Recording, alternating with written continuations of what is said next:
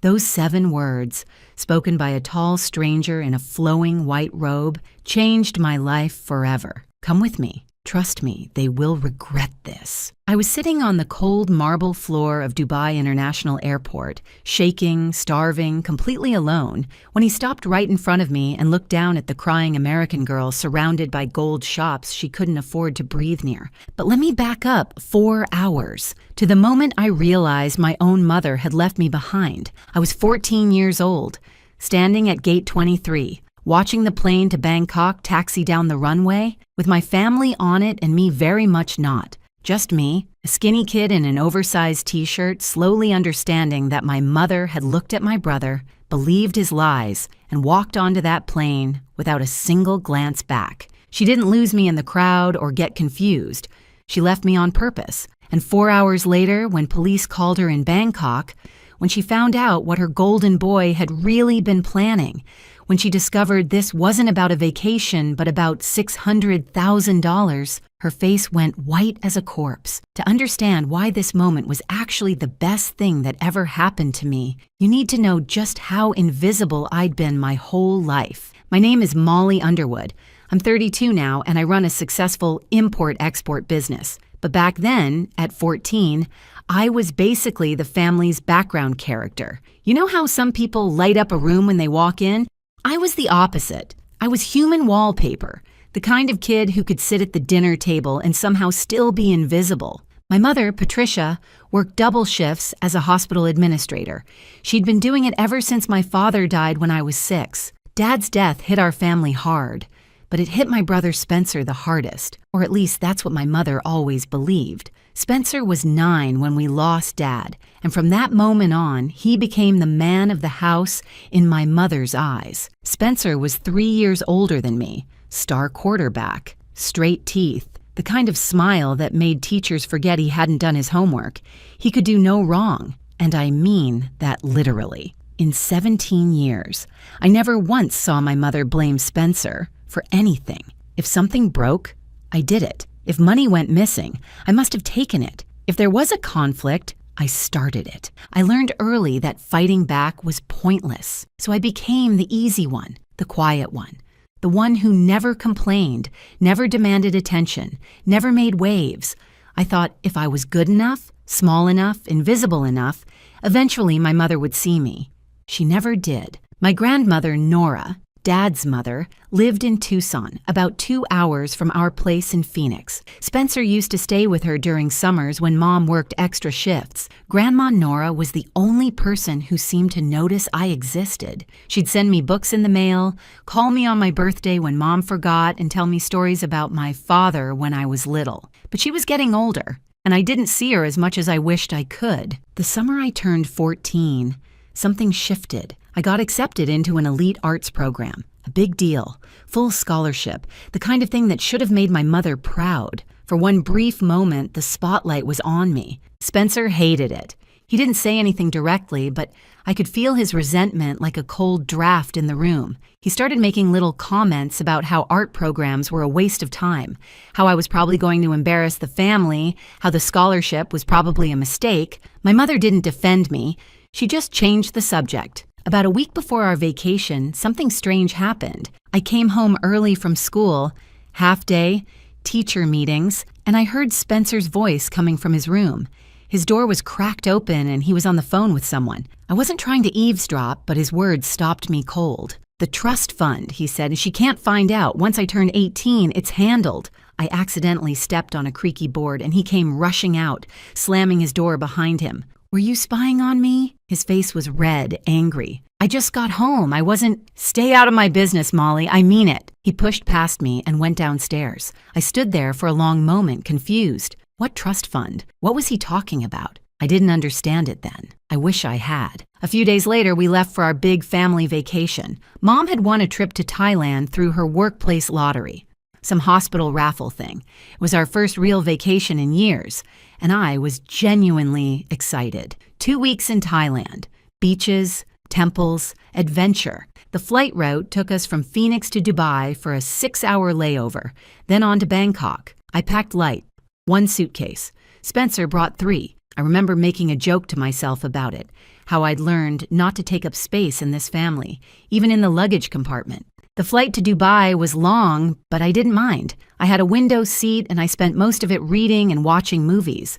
Spencer and Mom sat together a few rows ahead of me. Every now and then, I'd see them laughing about something, and I'd feel that familiar pang of being left out, but I pushed it down, like I always did. When we landed in Dubai, I was exhausted, but amazed. That airport was incredible, like a palace made of glass and marble. The bathroom I used had better lighting than my entire school. There were gold shops and designer stores and restaurants that looked like they belonged in a magazine. I wandered around with my mouth half open, feeling like a peasant who'd stumbled into a royal court. My fashion choices didn't help. I was wearing my favorite oversized band t-shirt, some rock group I barely listened to anymore, and jeans that were slightly too long because I'd bought them on sale. I looked exactly like what I was, a 14-year-old kid from Arizona who had no idea what she was doing. Spencer suggested we split up to explore the terminal during our layover. He said he'd take Mom to look at the gold souk area,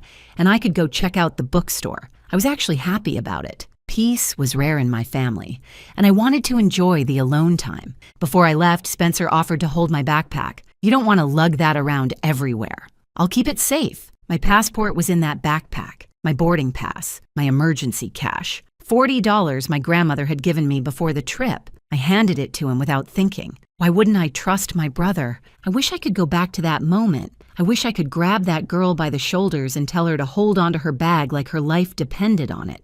Because in a way, it did. I went to the bathroom, spent maybe 15 minutes browsing the bookstore, and then headed back to our meeting spot near Gate 23. Spencer and my mother were gone. I waited. 30 minutes, 45. I told myself they'd gotten distracted shopping, lost track of time, but a sick feeling was growing in my stomach. Finally, I found an information desk and asked about our flight to Bangkok. The woman behind the counter typed something into her computer, then looked at me with concern. That flight has already boarded, dear. It's taxiing to the runway now. No, my family is on that flight. I'm supposed to be on that flight. She checked again. Patricia Underwood, boarded. Spencer Underwood, boarded. Molly Underwood, no show. My heart stopped. My vision blurred. I think I asked her to repeat it 3 times before the words actually reached my brain. They left me. My mother and my brother got on that plane and flew to Thailand without me. And as I stood there, frozen, I had no idea that in less than 2 hours, I would discover exactly why. Before we continue, if you're enjoying this story, please subscribe and tell me in the comments where you're watching from and what time it is there. I see every single comment, and it means so much to me. Thank you for your support. Now back to the story. I stood at that information desk completely frozen. The woman behind the counter was talking, asking if I was okay, if there was someone she could call, but her voice sounded like it was coming through water. Everything felt distant, unreal. My family had left me. My own mother had gotten on an airplane and flown away without her 14-year-old daughter. A security officer approached me, asked for my passport. I don't have it, I whispered. My brother has it. Your boarding pass? He has that too. The officer exchanged a look with the woman behind the counter. I could see them calculating. Unaccompanied minor, no documents, no family, no explanation. I found out later, much later, exactly what Spencer had done. When I went to the bathroom, he went straight to the gate. He told the airline staff that I was traveling with other family members on a later flight because we'd bought individual tickets, not a family package. Some deal through my mother's work lottery. There were no red flags. The gate agent just checked his name, checked my mother's name, and let them board. But before that, he'd had a conversation with my mother. He told her I'd thrown a massive tantrum in the bathroom. He said I'd been chatting online with some boy I met on the internet and was trying to find him in Dubai. He claimed I screamed at him, said I hated the family and wanted to be left alone forever. My mother, exhausted, stressed, conditioned by years of believing whatever Spencer said, took his word for it. She didn't come looking for me. She didn't ask to speak to me herself. She just nodded, tight-lipped and furious, and followed Spencer onto that plane. She thought she was teaching me a lesson about gratitude, about not being dramatic, about knowing my place. She had no idea she was leaving her daughter stranded in a foreign country because her son was a liar. But I didn't know any of that yet. All I knew was that I was completely alone. No passport. Spencer had taken it from my backpack. No money. My $40 of emergency cash was in the same bag. No phone. My mother had confiscated it before the trip because she wanted to limit screen time during vacation. I didn't even know my mother's phone number by heart. Like most teenagers, I relied on my contacts list. I could have told you her number started with a 6, maybe, but beyond that, nothing. An airline employee offered to try calling her for me. They pulled up her number from the booking records and dialed. It went straight to voicemail. She'd put her phone on airplane mode like a responsible passenger. The irony was not lost on me. Security kept asking questions. Where was I from? Where were my parents? Did I have any relatives in the UAE? Did I know anyone I could contact? I had no answers, just tears and panic and the growing realization that I was completely, utterly alone in one of the world's largest airports, halfway around the world from home. They brought me to a small security office while they figured out what to do with me. A kind woman gave me water and tissues, but I could see the concern on her face. I was a problem, an international incident waiting to happen. I sat in that office for what felt like hours, though it was probably only 45 minutes. My mind kept racing, circling back to the same questions. Why would Spencer do this? Why wouldn't Mom check on me herself? Why didn't anyone come looking for me? And then, unbidden, his voice echoed in my head. The trust fund, she can't find out. Once I turn 18, Spencer was turning 18 in 3 months. I didn't know anything about a trust fund. My mother never talked about my father's finances, just that we were comfortable and that she worked hard to keep us that way. But Spencer knew something. He'd been hiding something. And now he'd left me stranded in Dubai, 3 weeks before our father's estate would be accessible to him. This wasn't a prank. This wasn't sibling rivalry gone wrong. This was something bigger. And I was starting to realize exactly how much danger I was in. Eventually, security didn't have more questions for me, so they released me back into the terminal with vague instructions to wait near the main concourse while they contacted the embassy. I wandered, dazed, until I found a corner near a cafe and slid down to sit on the cold marble floor. The tears came then, hot and fast. I tried to muffle them with my hands, tried not to make a scene, but I couldn't stop. I watched families walk by, kids holding their parents' hands, laughing, safe. A little girl about 5 years old dropped her stuffed bear, and her father immediately scooped it up and handed it back to her, kissing the top of her head. Such a small gesture. Such a normal gesture. I couldn't remember the last time my mother had touched me with that kind of tenderness. Maybe Spencer was right. Maybe I was unlovable. Maybe I was just a burden, a mistake, someone the family would be better off without. My stomach growled loudly, cutting through my self-pity. I hadn't eaten in at least 8 hours.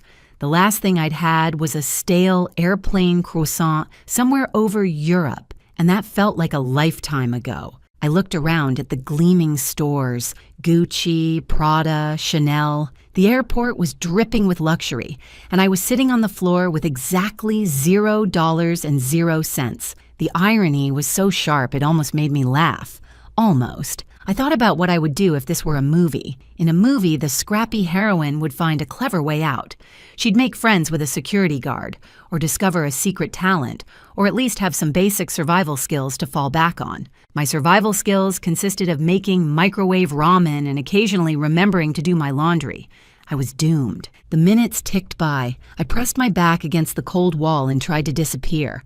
I'd spent my whole life trying to be invisible in my own family. Now I wished I could be visible, just once, to someone who actually cared. And then, just when I thought I'd hit absolute rock bottom, a shadow fell over me. I looked up. A tall man stood there, maybe mid-50s, dressed in an elegant, traditional white thobe. He had a neatly trimmed gray beard and kind, dark eyes. He looked like someone important. Someone who probably owned several of those fancy stores I couldn't afford to look at. But he wasn't looking at me with judgment or pity. He was looking at me with genuine concern. "Young lady," he said, his English accented but clear, "you look like someone who needs help, and I believe I know exactly how to give it." Every instinct in my body screamed danger. Stranger. foreign country, alone. This was exactly the situation my mother had warned me about my entire life. Don't talk to strangers. Don't trust anyone you don't know. The world is full of people who want to hurt you. But the thing is, my mother had just left me in an airport, so her advice didn't feel particularly reliable at the moment. The man didn't approach too close. He sat down on a bench nearby, leaving a respectful distance between us. Not too far, not too close, like he understood that I was scared and wanted to give me space. "My name is Khalid al-Rashid," he said calmly. "I work here at the airport. I am the director of guest relations." He paused, letting that sink in. "I noticed you from across the terminal. You reminded me of someone." I wiped my eyes with the back of my hand. "Who?" "My daughter." His voice was soft. "She passed away 5 years ago. She was 15. She had the same expression you have right now, like she was trying very hard to be invisible and hoping no one would notice her pain." I didn't know what to say to that. The honesty of it caught me off guard. This wasn't what predators said. This was something else. "I'm sorry," I whispered. He inclined his head. "Thank you." Her name was Fatima. She had a heart condition since birth. We knew she would not live long, but that did not make losing her easier. He looked at me with those steady, kind eyes. "Now, will you tell me why you are sitting on the floor of my airport crying?" Something about the way he said, "my airport," not possessive, but protective, made me trust him. Against every warning I'd ever been given, I started talking. I told him everything. About Spencer, about the lie he told my mother, about how she believed him instantly without question, about being marked as a no-show while my family flew to Thailand without me. I told him about having no passport, no money, no phone, no way to contact anyone. I told him about the trust fund I'd overheard Spencer talking about, how I didn't understand what it meant, but I knew it was important. Khalid listened without interrupting. His expression grew more serious with each detail, but he didn't look shocked. He looked like a man who had seen many things in his long career and recognized the shape of what he was seeing now. When I finished, he was quiet for a moment. "What happened to you," he said slowly, "is not just cruel. It is potentially criminal. Abandoning a minor in an international airport, especially with deliberate theft of identity documents, is a serious matter under international law." My heart skipped. "Criminal?" "Very serious," he nodded. "But more importantly, you are a child who needs help, and I am going to help you." He stood up and extended his hand. "Come with me. Trust me. They will regret this." I hesitated. Every alarm bell in my head was still ringing, but something deeper, something instinctive, told me this man was safe. Maybe it was the way he talked about his daughter. Maybe it was the fact that he hadn't tried to touch me or come too close. Maybe I was just desperate. I took his hand. "First," he said as we walked, "we need to get you safe and fed. When did you last eat?" "I don't know. 8 hours? 10? He made a sound of disapproval. "That will not do. Come." Khalid walked me through corridors I didn't even know existed, staff-only areas, administrative offices, behind-the-scenes passages that connected the gleaming public terminal to a world of quiet efficiency. He explained who he was to security guards along the way, and they nodded respectfully, stepping aside. I realized that Khalid didn't personally have the authority to launch some big international investigation, but he knew exactly who to contact and how to make things happen fast. He was connected, respected, and he was on my side. We ended up in an administrative office with soft lighting and comfortable chairs. A woman named Aisha, kind-faced, maybe in her 40s, sat with me while Khalid made phone calls in the next room. "You're safe now, Habib," Aisha said, handing me a plate of food from the staff cafeteria. Chicken, rice, vegetables, warm bread. "Whatever happened, you are safe here." I ate like I'd never seen food before. That chicken sandwich, well, it was more like a full meal than a sandwich, was the best thing I'd ever tasted. Hunger really is the best seasoning. While I ate, I could hear Khalid on the phone. His voice was calm but carried an authority that made the walls seem thinner. "This is Director Al-Rashid. I need the security footage from gates 20 through 25, timestamp 1430 to 1600. "Yes, immediately." "We have a minor who was deliberately abandoned. Her documents were stolen by a family member." I stopped chewing. Deliberately abandoned. Hearing someone else say it made it real in a way it hadn't been before. My brother hadn't just left me behind, he'd planned it. An hour later, I saw the proof. Khalid's colleagues had pulled the security footage. They found the exact moment. Spencer unzipping my backpack while I walked toward the bathroom, reaching inside, removing my passport and boarding pass with a small, deliberate smile. He tucked them into his own bag, zipped it up, and walked away like nothing had happened. Then they showed me footage from the gate. Spencer whispering to my mother, her face twisting with anger. She nodded, lips pressed tight, and turned towards the jet bridge. She didn't look back. Not once. Spencer followed her, and just before he disappeared through the door, he glanced back toward the terminal. He was smiling. The footage felt like a punch to the chest. I'd known intellectually that they'd left me, but seeing it, seeing Spencer's smile, seeing my mother's complete lack of hesitation, broke something inside me. "This is very clear evidence," Khalid said, sitting down across from me. "There is no ambiguity. Your brother stole your travel documents and deliberately separated you from your family. Your mother did not verify his story. This is abandonment." I nodded, numb. "Now," he continued, "I must ask you something. You mentioned a trust fund. Your brother was concerned about money. Do you know anything about your father's estate?" I shook my head. My mom never talked about it. She just said Dad left enough for us to be comfortable. I assumed that meant like the house and stuff. Khalid was quiet for a moment. "Sometimes," he said carefully, "siblings do terrible things to protect what they believe belongs only to them. Sometimes parents leave behind more than houses and furniture. And sometimes those secrets become weapons." I thought about Spencer, about the phone call I'd overheard. "She can't find out. Once I turn 18. "My brother is turning 18 in 3 months," I said slowly. He was talking about a trust fund, something he could access when he turned 18. Khalid nodded. "When you return home, you should look into your father's documents, ask questions, find out what he left behind and for whom. You think this is about money?" "I think," he said gently, "that people reveal their true character when they believe no one is watching.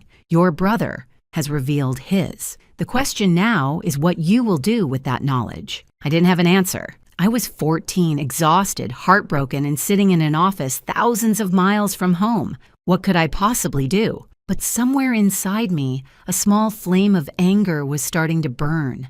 Not just sadness anymore, not just confusion, anger. My father used to call me his hidden gem. I never understood what he meant. Hidden from what?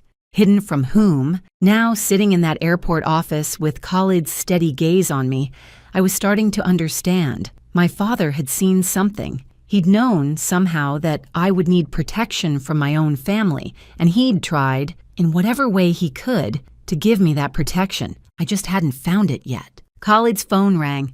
He answered, spoke rapidly in Arabic, then turned to me with a new expression on his face. "The flight to Bangkok is still in the air," he said. "They land in approximately 90 minutes. I have contacted the authorities in Thailand and the U.S. Embassy here in Dubai. When that plane lands, your mother and brother will be met by police." My stomach dropped. Police? Child abandonment is a serious crime. International child abandonment with document theft is even more serious. He paused. "You have a choice now, Molly. You can let this go. We can arrange for you to simply fly home and you can pretend this never happened. Or, he smiled just a little, or you can watch justice happen. And trust me when I tell you, they will regret what they have done." I thought about my mother's face on that security footage, the way she didn't even hesitate, the way she didn't look back. I thought about Spencer's smile. "I want to watch," I said. Khalid picked up the phone and dialed. His voice was calm, but it carried an electricity that made the air in the room feel charged. "This is Director Al-Rashid. I need you to contact the International Police Coordination Office and the U.S. Embassy immediately. We have a confirmed case of child abandonment by an American family. The mother and brother are currently on Emirates Flight 384 to Bangkok. I want authorities waiting when that plane lands. They are not to leave the airport." He looked at me with a small, reassuring smile. "Now, young lady, let's talk about justice. Quick moment here. If this story is keeping you on the edge of your seat, please hit that like button and share it with someone who loves a good story about karma. Your support means the world to me and helps these stories reach more people who need them. Now back to the story. The next 90 minutes were the longest of my life. Khalid's network moved fast. Within 30 minutes of his phone calls, multiple agencies were involved in my case. Dubai Airports Authority security had documented everything with official timestamps. The U.S. Embassy in Dubai opened an emergency case file for me, a stranded American minor with stolen documents. Thai authorities were notified and began coordinating with police at Bangkok's Suvarnabhumi Airport. Emirates Airlines received an alert about the situation aboard Flight 384. Everything was being recorded. Security footage, witness statements, timeline reconstruction, a paper trail that would be impossible to deny or explain away. An embassy official, a woman named Ms. Patterson, with a no-nonsense voice and kind eyes, called to speak with me directly. She explained what my mother was facing. Abandoning a minor in a foreign country is a serious international incident, she said. Your mother could face investigation in both the UAE and Thailand. Your brother, though still a minor at 17, is close enough to 18 that his actions will be scrutinized very seriously. Depending on Arizona juvenile law, he could face charges related to document theft and child endangerment. I listened in a daze. Charges, investigation, international incident. These were words from courtroom dramas, not my actual life. The evidence is clear, Ms. Patterson continued.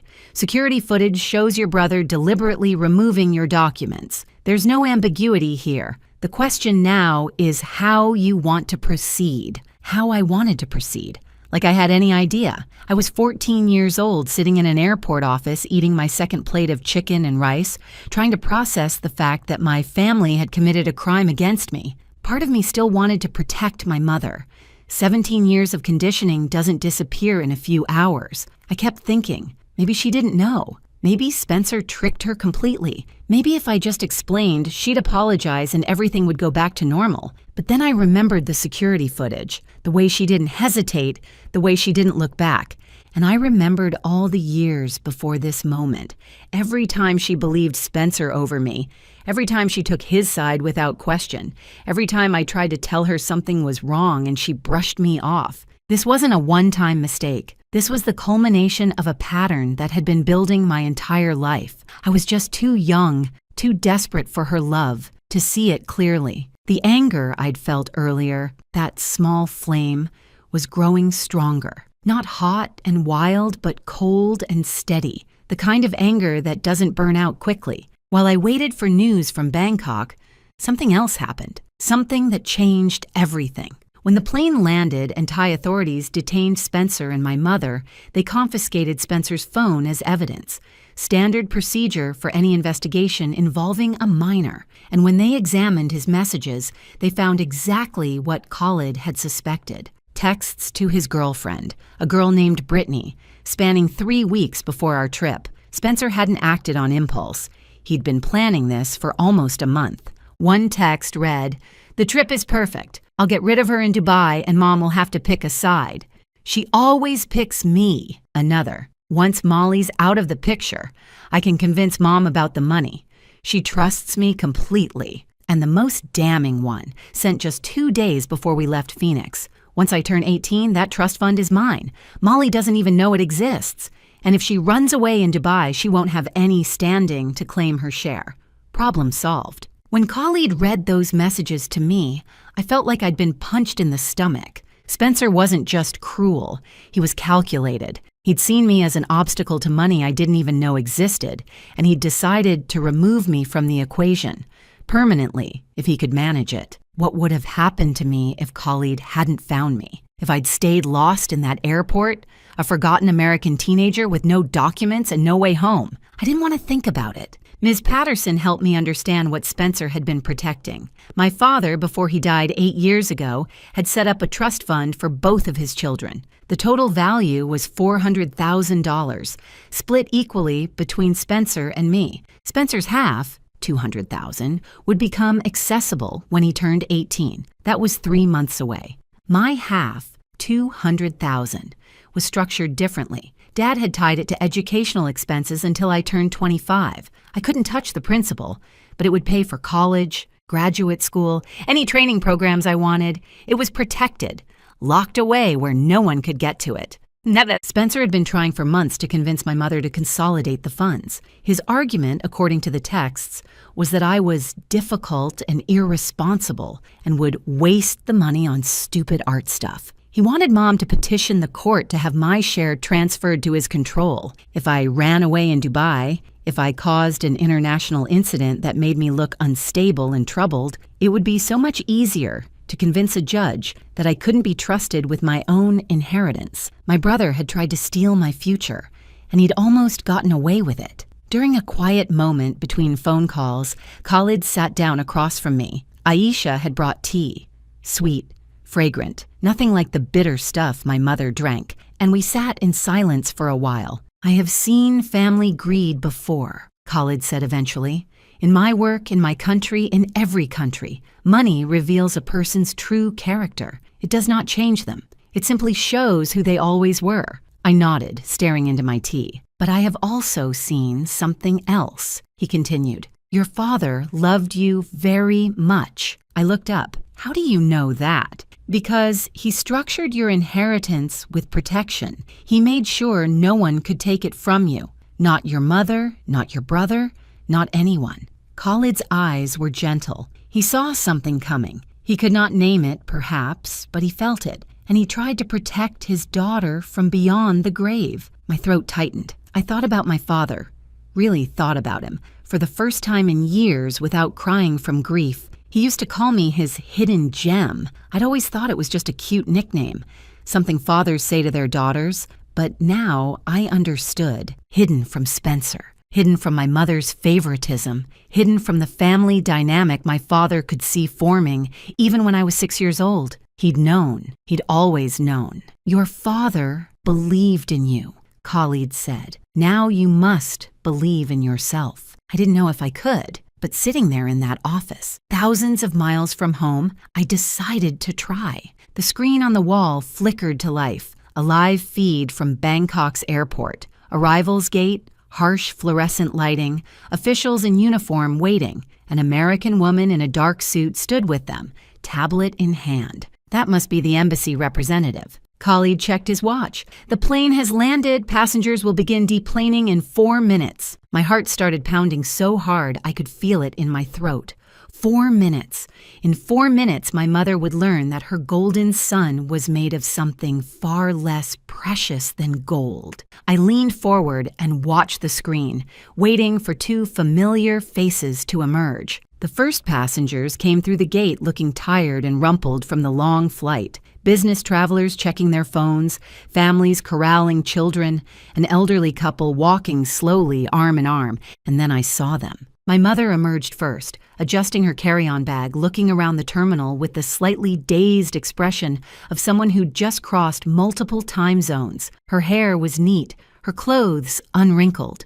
She looked like a woman on vacation, ready to enjoy herself. Spencer followed right behind her, laughing at something on his phone. Actually laughing. Not a care in the world.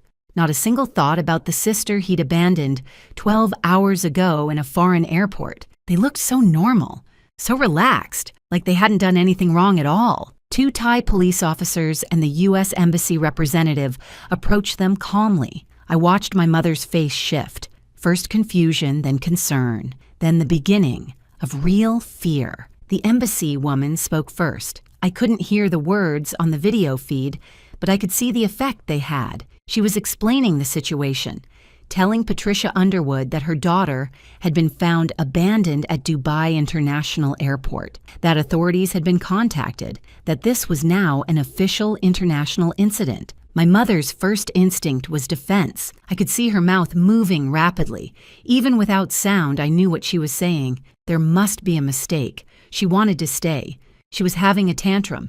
She said she wanted to be left alone. Spencer stood beside her, nodding along, playing the supportive, concerned older brother. "She's always been dramatic. She probably did this for attention. You know how she is." The Thai officer produced a tablet and pressed play. I watched my mother watch the security footage. I watched her see her son unzipping my backpack while I walked away, trusting him. I watched her see him remove my passport with that small, deliberate smile. I watched her see him tuck it into his own bag like it was nothing. The color drained from her face. from flushed pink to pale to completely, utterly white. Spencer tried to speak. I could see him gesturing, his mouth moving fast, probably saying it was just a prank, just a joke. He was going to fix it later. The same excuses he'd used his whole life. The officer swiped to the next screen, Spencer's text messages to Brittany. My mother read the words her son had written. I couldn't see the screen from the video feed, but I didn't need to. I already knew what was there. Once Molly's out of the picture, I can convince Mom about the money. That trust fund is mine. She doesn't even know it exists. Patricia Underwood's hand went to her mouth. Her whole body seemed to crumple like someone had cut her strings. Spencer's mask finally fell. I'd watched my brother charm his way out of trouble my entire life. Teachers, coaches, neighbors, our mother, everyone fell for his smile, his confidence, his easy excuses. He'd never faced a consequence he couldn't talk his way around. But you can't charm your way out of evidence. You can't smile at a security camera and make it unsee what it recorded. You can't explain away text messages written in your own words. Spencer's face went from confident to confused to scared in the span of about 30 seconds. His shoulders hunched. His hands started shaking. He tried to step back, like he could physically retreat from the situation, but the officers were already on either side of him. I thought I'd feel satisfaction watching this. Triumph, maybe. Some kind of victory. Instead, I just felt tired and sad and relieved that it was finally over. The embassy representative held up a tablet, and suddenly I was looking at my mother's face on a video call. She could see me. I could see her. She looked destroyed, mascara running down her cheeks, eyes red and swollen, older than I'd ever seen her look. Molly, her voice cracked. Baby, I'm so sorry. I didn't know. Spencer told me. He said you wanted, I thought, you didn't check. My voice came out steadier than I expected. You didn't ask me. You didn't come find me in the bathroom and ask what happened. You just believed him. I know, and I'm so sorry. You always believe him. I wasn't yelling. I wasn't crying. I was just stating facts. You've always believed him. My whole life, you've chosen him over me. Every single time. She sobbed harder. Spencer, behind her, stared at the floor. Dad would never have left me, I said quietly. He knew. He always knew what Spencer was. That's why he protected my inheritance, because he knew you wouldn't. My mother flinched like I'd slapped her. I could have said more. I could have listed every grievance, every moment she'd failed me, every time I'd needed her and she wasn't there. But what was the point? She knew. She'd always known. Somewhere deep down. She'd just chosen not to see it. I'm done, I said. I'm done being invisible. I'm done being the one who doesn't matter. The embassy representative gently took the tablet back. The call ended. I sat in silence for a long moment. Aisha put a hand on my shoulder. Khalid said nothing, just sat nearby, a steady presence. The legal consequences were announced over the next hour. Spencer would be detained and returned to the U.S. under escort. His phone kept as evidence. His case would be reviewed by juvenile authorities in Arizona for child endangerment and theft. He was 17, old enough to face serious consequences, young enough that it wouldn't completely destroy his future. Probably. My mother faced potential charges as well, but given that she hadn't known about Spencer's full plan, and given my willingness to cooperate with authorities, she would likely receive a formal warning and mandatory family counseling instead of prosecution. The trust fund situation would be reviewed by a court-appointed guardian. My inheritance was safe. More than safe. It was now protected by legal documentation that would make it impossible for anyone to touch. And Spencer had pinned everything on his athletic future. Division I football scholarship, starting quarterback, dreams of going pro. That scholarship required a clean record. This incident, documented, investigated, internationally coordinated, would follow him. Even if charges were eventually reduced or dropped, the record would exist. Coaches would ask questions. Background checks would find answers. Everything he'd been trying to protect by eliminating me, his money, his future, his status, was now at risk, and he'd done it to himself, with his own words, his own actions, his own arrogant certainty that he'd never get caught. Karma, it turns out, has excellent timing. I really should have gotten popcorn. Before I left the office, Khalid arranged my return home. The U.S. Embassy had issued emergency travel documents, standard procedure for stranded American minors, so I could fly without my stolen passport. Emirates upgraded me to first class. Airline staff would escort me the entire way. Khalid handed me his business card. Old-fashioned, cream-colored, elegant. "If you ever need anything," he said, "anything at all, you call this number. It will always reach me." "Why?" I asked. "Why did you help me? You didn't have to." He was quiet for a moment. "Because you reminded me of Fatima, my daughter. She was kind like you, quiet like you, overlooked like you."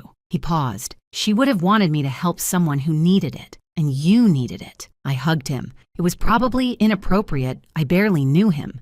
We'd met hours ago. We came from completely different worlds. But in that moment, he felt more like family than anyone I shared blood with. "You are stronger than you know," Khalid said. "Your father was right. You are a hidden gem, but you will not stay hidden much longer." The first-class flight from Dubai to Phoenix was 18 hours of surreal luxury. Warm towels, gourmet meals on actual plates, a seat that turned into a bed with real sheets, flight attendants who treated me like royalty after the airline briefed them on my situation. I kept thinking, this is the most expensive thing that's ever happened to me, and I didn't pay a single cent. There's probably a lesson there about how sometimes the worst experiences lead to unexpected blessings, but honestly, I was too tired to philosophize. I just ate my fancy salmon dinner and watched 3 movies and slept like the dead. When I landed in Phoenix, my grandmother Nora was waiting at arrivals. She looked older than I remembered. It had been almost a year since I'd seen her, but her hug was exactly the same, strong and warm and smelling like lavender and old books. "I've got you," she said. "You're safe now, sweetheart. I've got you." She drove me to her house in Tucson, not back to my mother's place in Phoenix. That was deliberate. I wasn't ready to face my mother yet, and Grandma Nora understood without me having to explain. My mother had returned from Thailand immediately after the incident. Her vacation was over before it started. She was facing counseling appointments, legal interviews, and the wreckage of a family she'd helped destroy through willful blindness. Spencer was being processed through the juvenile system in Phoenix.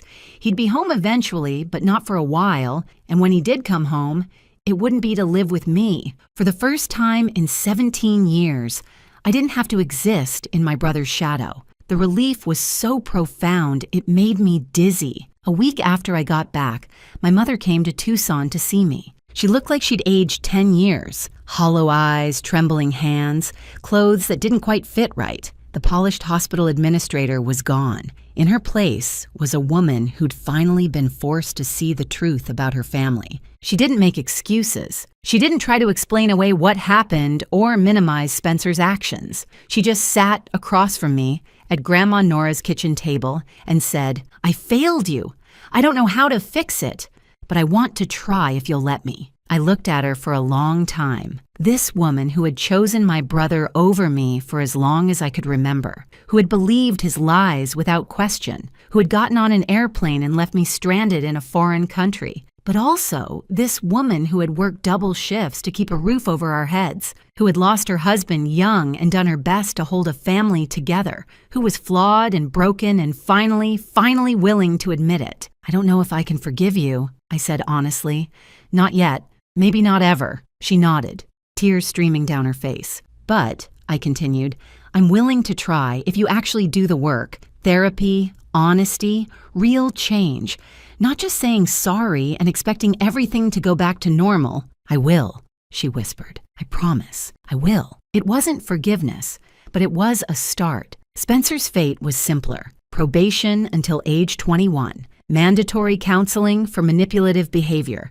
Community service hours that would take years to complete, and a permanent notation on his record that disqualified him from his Division I scholarship. He ended up living with Grandma Nora, too, eventually, separate from me, in the guest room on the other side of the house. Our mother couldn't look at him the same way anymore, and he needed somewhere to go. Last I heard, years later, he was working as a mechanic's assistant at an auto shop in Tucson. Honest work, humble work. A far cry from his quarterback dreams, but maybe exactly what he needed. I don't feel satisfaction about his downfall. I don't feel triumph. I just feel a quiet relief that he can't hurt me anymore. 2 weeks after I got back from Dubai, Grandma Nora sat me down with a box of my father's documents. "I've been keeping these for you," she said, "waiting until you were old enough, until it was time." Inside, I found everything: the trust fund paperwork, bank statements, legal documents, and at the very bottom, a letter in my father's handwriting, dated 1 week before he died. He'd written it to me. He knew, even then, that something was wrong in our family. He'd seen Spencer's behavior, the manipulation, the cruelty, the way he treated me when adults weren't watching. He couldn't name it exactly, but he felt it. So he'd structured my inheritance with extra protection, locked it away where no one could touch it until I was 25 and fully independent. He'd even added a separate life insurance policy, designated entirely to me. Not out of favoritism, he wrote, but because he knew Spencer would be taken care of by our mother. I was the one who needed protecting. The letter ended with words I'll never forget. "Molly, my hidden gem, you will face storms in this family, but you are built to weather them. Be patient, be strong, and know that your father loved you more than words can say. I believe in you. Love always, Dad." The total inheritance, when I finally accessed it at 25, was $600,000, $200 from the original trust fund, $400 from the life insurance, enough to change my life completely. I used it wisely, started my import-export business, specializing in artisan goods from the Middle East, because sometimes the universe has a sense of humor, built it into something real and successful and entirely my own. I stayed in contact with Khalid. He attended my college graduation, standing in the back row, wiping his eyes. Every year, on the anniversary of the Dubai incident, I send him flowers. He sends me books about business and philosophy and finding your strength in dark times. My relationship with my mother healed slowly, carefully, with clear boundaries and regular therapy and honest conversations that sometimes hurt, but always helped. We're not best friends. We probably never will be. But we're real with each other now, and that's more than we ever had before. Thank you so much for watching. More of my most gripping stories are already on your screen. Click one now and don't miss the best part. You will love it. See you in the next story.